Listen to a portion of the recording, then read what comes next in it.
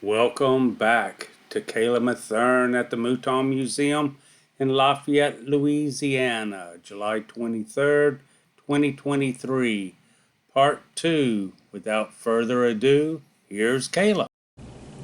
Well, here we are in one of the upstairs bedrooms at the Mouton Museum here in Lafayette. And I mean, this is such a gorgeous room. The aesthetics are just so time period, right? However, I don't feel like this was like this. I don't feel like this furniture was here. I see a lot of little beds in this bedroom. And um, I see an older woman. So I'm seeing different time periods here, but I see an older woman and she is laying in this bed, and I know it has wedding dresses and Victorian style shoes or 1800 shoes. But I see an older woman in this bed. And she's got her hair, she has a bonnet on, and she's got lots and lots of pin curls and a lot of issues with her teeth. And I feel like she had issues with her teeth even when she was younger. And she might have tried some kind of wooden dentures or that sort of thing at that time, or something kind of made out of molded into chalky material. But and a lot of discomfort with my teeth, and also there's a lot of fear. There's a lot of fear going on around illness in this room as well. Of course, I get that overlay of also soldiers coming in here. And that's when I see this as all little beds. And I also see children in here as well. But very obedient little children, not running around and playing. Again, there's this overlay of fear going on in this room. And as I touch this, I just feel like I should say that this wasn't only for sewing and for sewing notions. That I feel like this sewing implements would have also been someone knew some deal of nursing to do with this sewing table, and they would have had like bandages and things like that associated with this table. And then I'm also sitting at this little table and I'm crying while I'm sewing. So there does seem to be it's a heaviness of not knowing, fear. There was a lot at that time. But I'm surprised at that. I thought this would be all happy feeling. It's I believe this is all hand painted. And it's not like that. It's like I'm worrying while I'm stitching.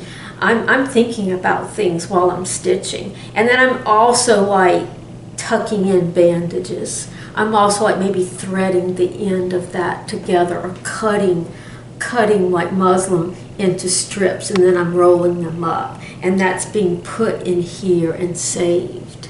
Okay, I also feel like there might have been something secret saved in here as well. So it might have been a piece of jewelry or money that would have been sort of tucked away in between some of the sewing notions to hide it. So very interesting. And I have to, the most thing that has the most energy is this beautiful, I'm not sure what to call it, but I know that they did kneel here to say their prayers. And this has a lot of energy, and probably just because of that reason, I feel that a lot of grief and worry going on here. And yeah. I mean, I can read objects. This is like the treasure trove of objects to read. I could be here for like a whole month, just sitting down reading everything that could tell a story. But I think we're going to end it for this room right here. Those are the things that popped out the most for me, and I think we'll just move on.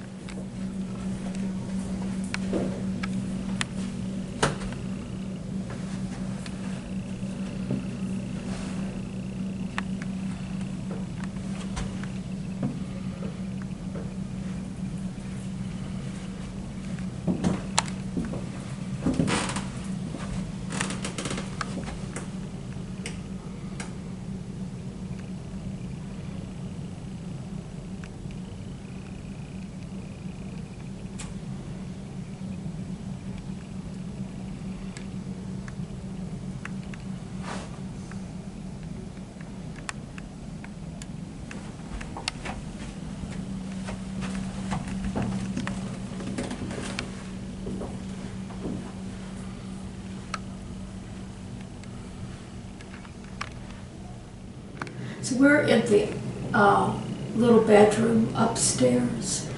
I feel a lot of energy in this room. In fact, my hands are just swirling with energy right now.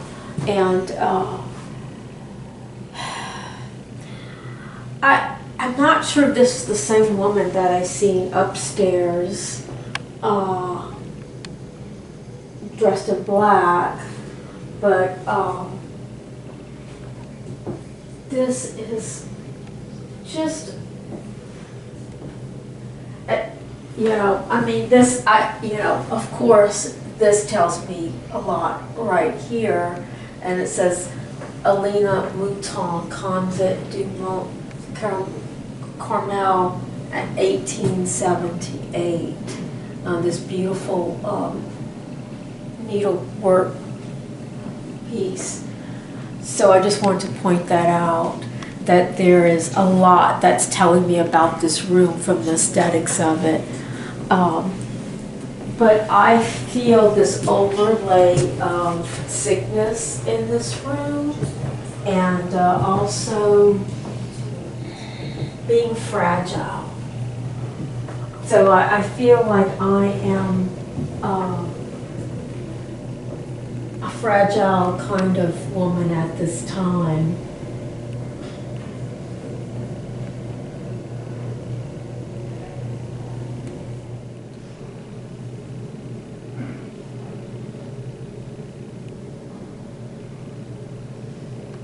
I don't feel someone who, even though at times my health was very fragile,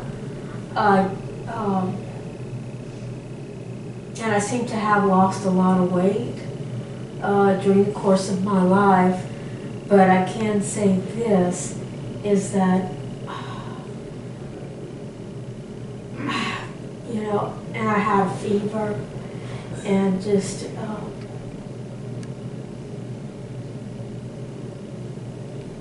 I just kept working anyway. But I do feel like I wanted this position.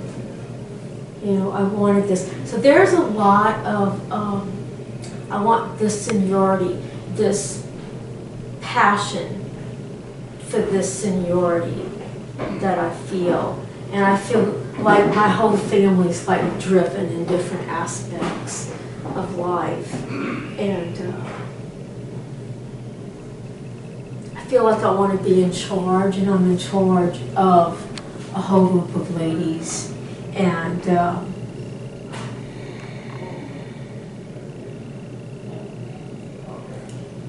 it's male dominated.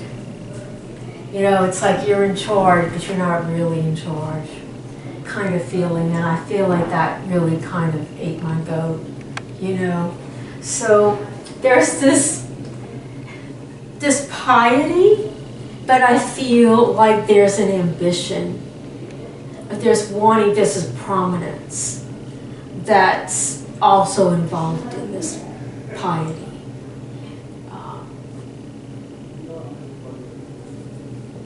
there just seemed to be a lot to overcome. Just really, I'm a little bit surprised that by feeling this bad, I get more of her personality and who she was about more than facts. You know, more about what driven her. And I also get some travel too with her. So I get that she traveled. So she wasn't just here. I got that I went to other hot climate places and she traveled.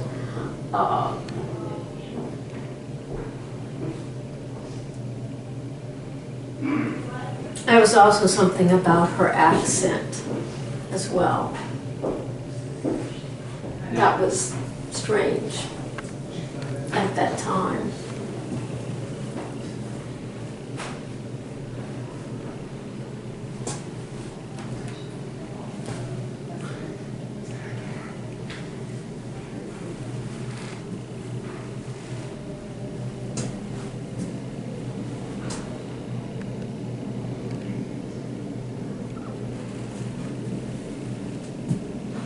Look at this, over 26,000 pieces.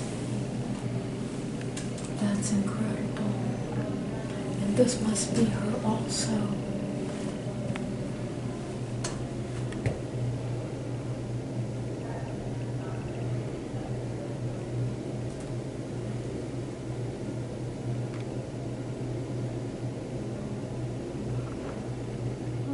And I want to take care of the sick and that kind of thing.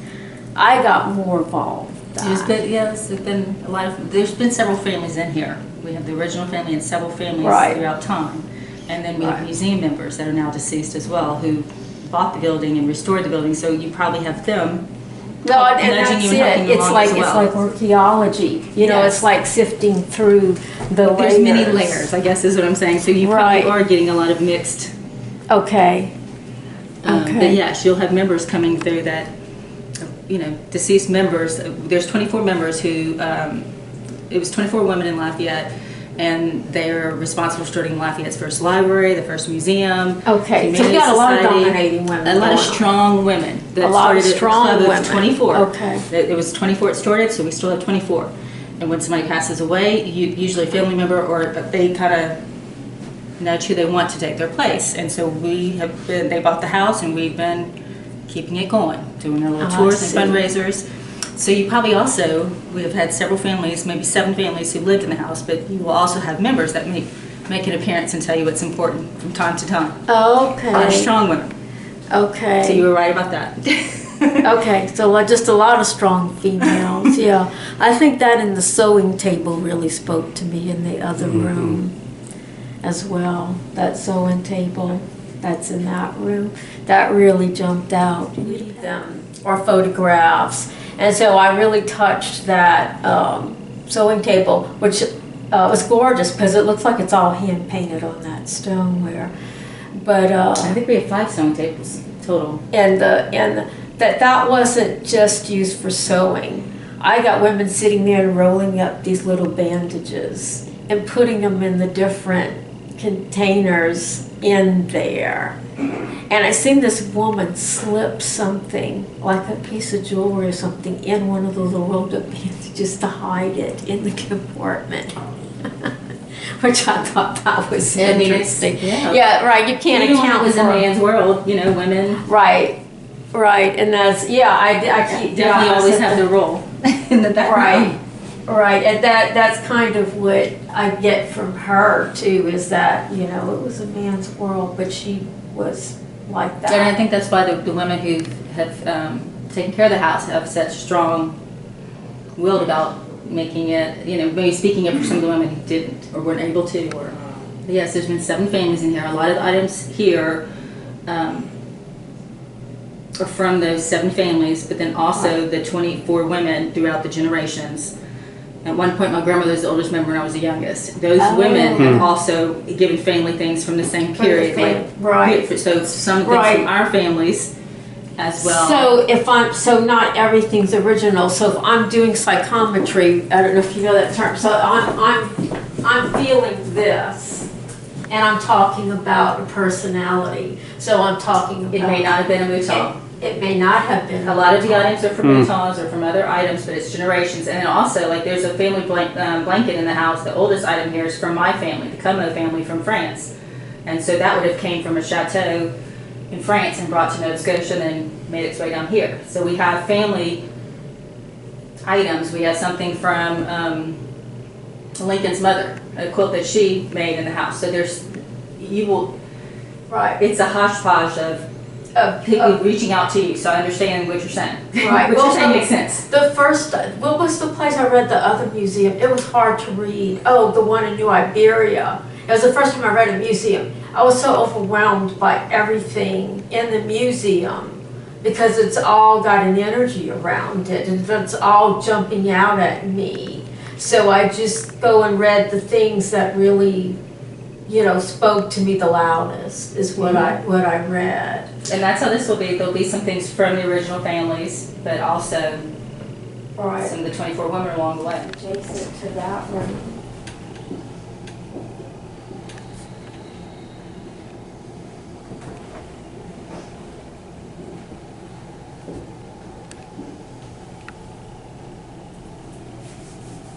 Oh, I'll see the pictures.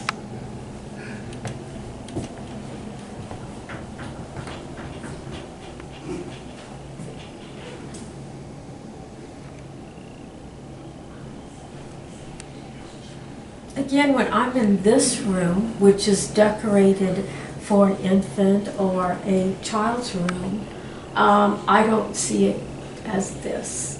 So I kind of see this room at some point in time as, I don't know, I see a curtain in the doorways instead of the door being closed. Maybe for ventilation, I don't know, I'm going to try to figure out, but I see curtains in the doorway that are pulled to the side. But I also see, again, several people sleeping in this room, so it wasn't just one person.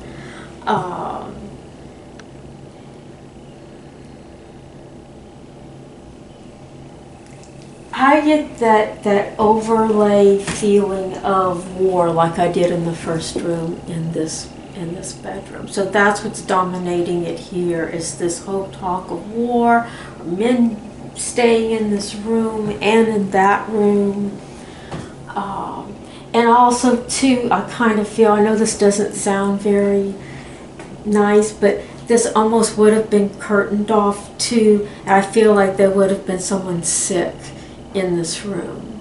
So again, maybe that follows through from the first room, that somebody would have been put in this and this would have been used like maybe a sick room at some point. And I just get this smell of that sickness and chamber pot, that needs to be emptied, something along those lines. And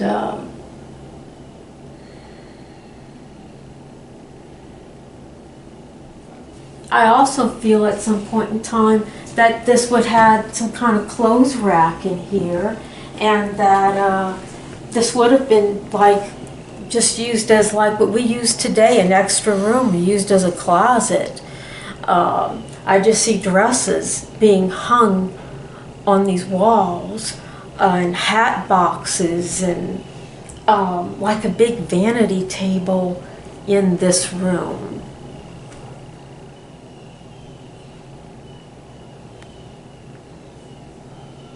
Yeah.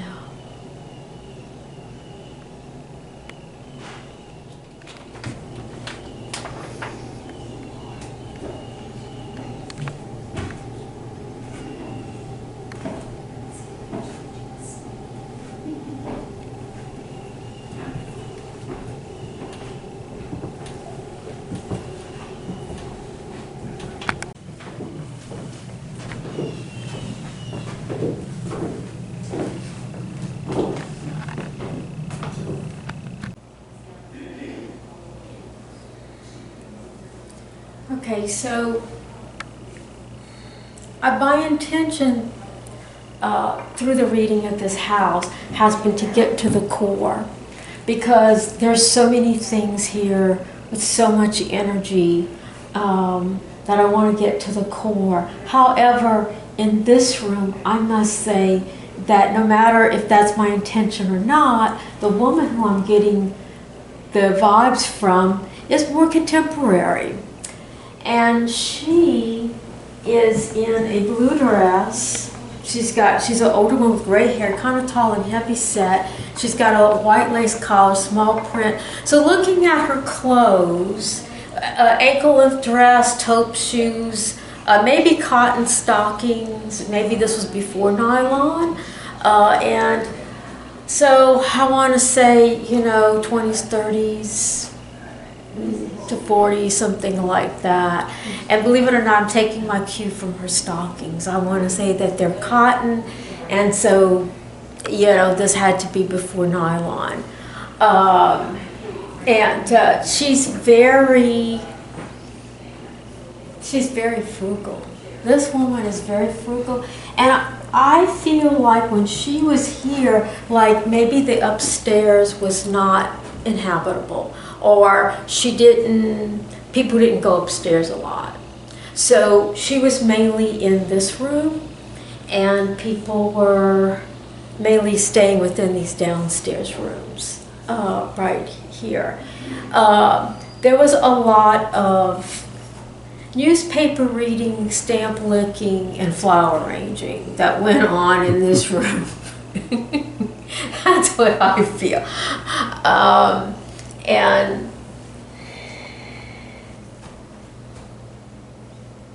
I keep, with this woman, she may have not been original to Lafayette, or either she didn't live her whole life here and she lived somewhere maybe on the East Coast. There's some kind of connection with that.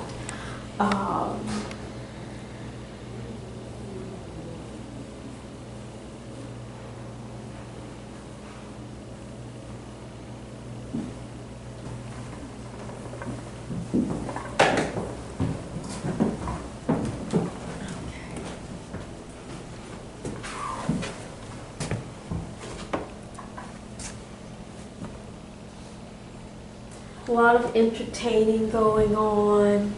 A lot of ladies out there. I'm going to ask for some specific information. I feel like if so far she comes in spirit, because everything that I've been getting in touch with is like residue energy to the building, residue energy to the objects, but she's the first like concrete spirit that I've come across so far.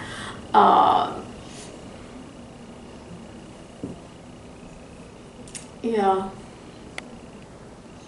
I also feel two younger women underneath her. So I don't know whether they were daughters. They might have been daughters. So I feel like there's two women underneath her, and that's what I mean by that. And of course, this room was totally different. I feel wallpaper and almost like, again, a 1920s, 30s kind of mix of interior in this room, besides what you see here. And like I said, there's so many things with so many energies. This woman right here really has a lot of energy to her. And I'm just reading right here that this is an unknown subject matter from 1850. I find it interesting. I don't know what this is. But so many fascinating objects to capture your attention.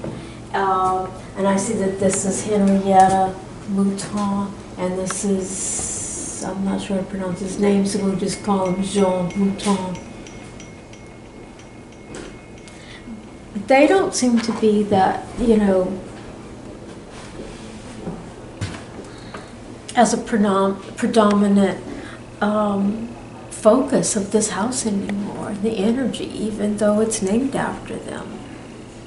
I just don't feel this big, prominent spirit. Now, he could have been the man I was talking about upstairs. because remember I said that he had he was elderly. You know, he looked like he would have been elderly for that time period. But yeah, I think there are other people who've lived here who've really, their energy has really dominated this home. So we're going to move on to the next room. Oh, beautiful.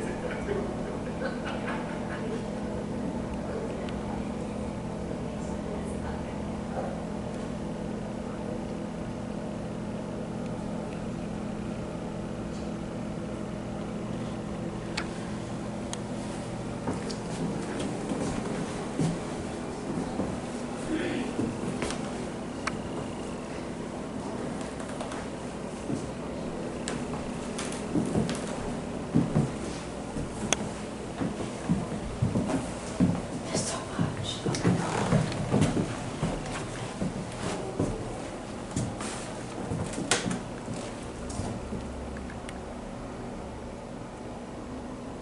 I think Art, look young. I think he looks old with gray lamb chops.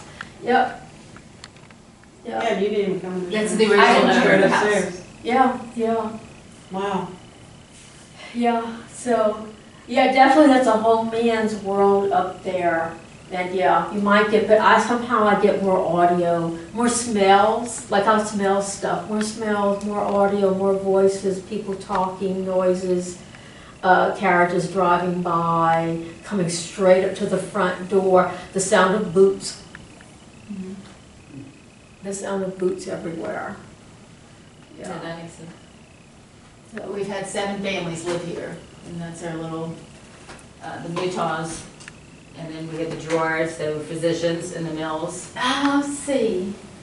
She kept saying doctor, nursing, Yeah. that could have been, this was his practice. And people would drive up and, Okay, yeah, and that table that I read, I had to read the sewing table, and I said they were like rolling up all the ladies were sitting in a circle just rolling up all these bandages into little, and they put them in all the little cubby holes in the sewing table. And I seen somebody take something and hide it in the little rolled up, like she was hiding something. I think a piece of jewelry or something, but also a note. There was notes. They would hide them in those bandages. I've never heard of this before. But that's what I seen in my head, that they were putting notes in those bandages, rolling them up and somebody rolled a piece of a jewelry or something in a bandage. Wow, I know, I was like blown away. I'm like, okay. that's really interesting. Have they got their secret messages out of here? Couldn't think about it. The hidden Mouton treasure? The hidden Mouton message, right? There you go. I mean, notes to loved ones going to war. Yeah. I mean, what better way? I never even thought about that till I seen them doing that, and I was like, wow, I like this. Interesting All right, well, stuff. let's start. Y'all gonna stay? We thank you all for watching part 2 of Kayla Matherne, psychic artist, and Louisiana Spirits Paranormal Investigation Team at the Mouton Museum, along with Les 24 in Lafayette, Louisiana, July 2023.